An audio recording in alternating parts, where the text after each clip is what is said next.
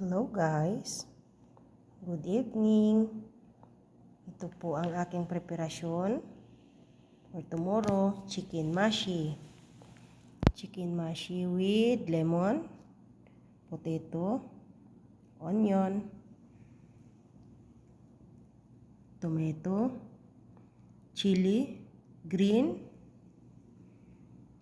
chili red, carrots, bell pepper green, and I have also cauliflower and orange small. Guys, masarap to guys. Pag tinikman nyo to, para to siyang lechon manok. That's all for tomorrow. Prepare ko na ngayon para naman ay bukas hindi na ako malanganin sa oras. Ready to put na lang guys sa oven. Dahil busy po bukas, so ito po ang aking preparation for tomorrow. Paborito ko yan ng mga alaga ko guys. Hindi ko siya palagi niluluto kasi pag palagi ko siyang niluluto, palagi lang hinahanap.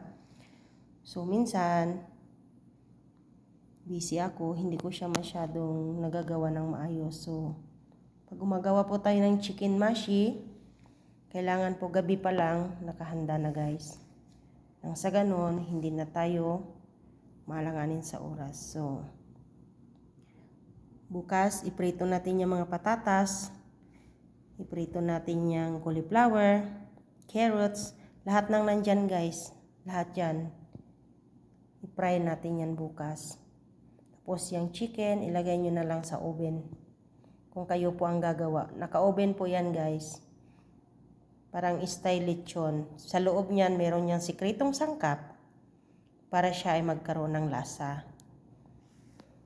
Arab style guys yan.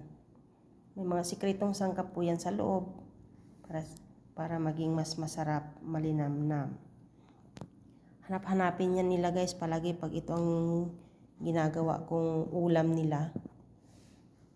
So, sa mga marunong magmashi, may mashi guys na ang nakalagay macaroni. So ako hindi ako naglalagay ng macaroni kasi hindi naman masyadong nila-like yung macaroni. So mayroon ako nilalagay sangkap na Pilipino ang pagkatimpla niyan. Pilipino ang mga sangkap niyan guys sa loob. Kung nai-imagine yung lechon manok, mas masarap yan guys. Ayan po siya guys. Ayan. Yan bukas atin niyang gawaing chicken mashi. Masalama. Bye bye.